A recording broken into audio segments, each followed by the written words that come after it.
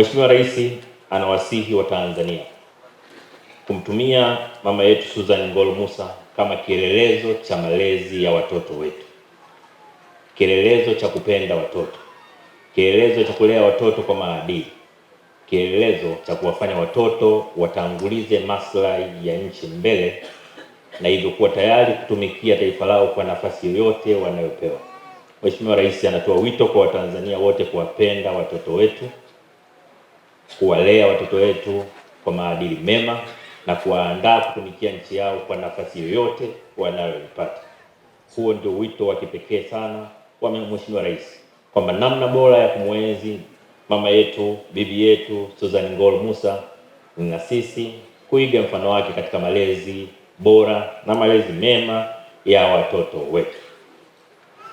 Lakini vile vile nitumie nafasi hii kuwaambia kwamba leo tumekutana hapa sio kwa sababu mama yetu, bibi yetu Susan Ngolo Mussa alikuwa diwani au alikuwa mbunge au alikuwa waziri au alikuwa waziri mkuu au alikuwa mwanamitindo au msanii au mwimbaji wa sanaa.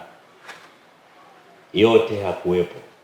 Tumekutana hapa kwa sababu alikuwa sehemu kuu ya malezi ya rais wa awamu ya 5 ya Jamhuri ya Muungano wa Tanzania, ambaye Watanzania kwa mamilioni wanakubaliana kwamba alitoa mchango mkubwa katika utumishi wa nchi yetu.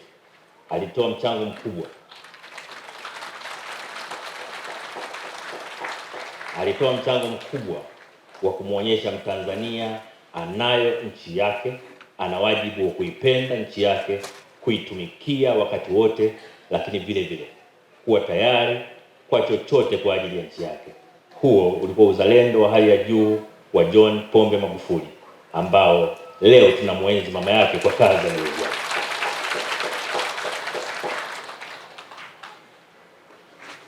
Mnaopitia mitandao ya kijamii mtaona mamia kwa maelfu ya vijana na watu wazima wametoa salamu kupitia kwenye mitandao.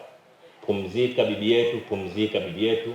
Bibi yetu kamsalimie baba yetu John Pombe Magufuli.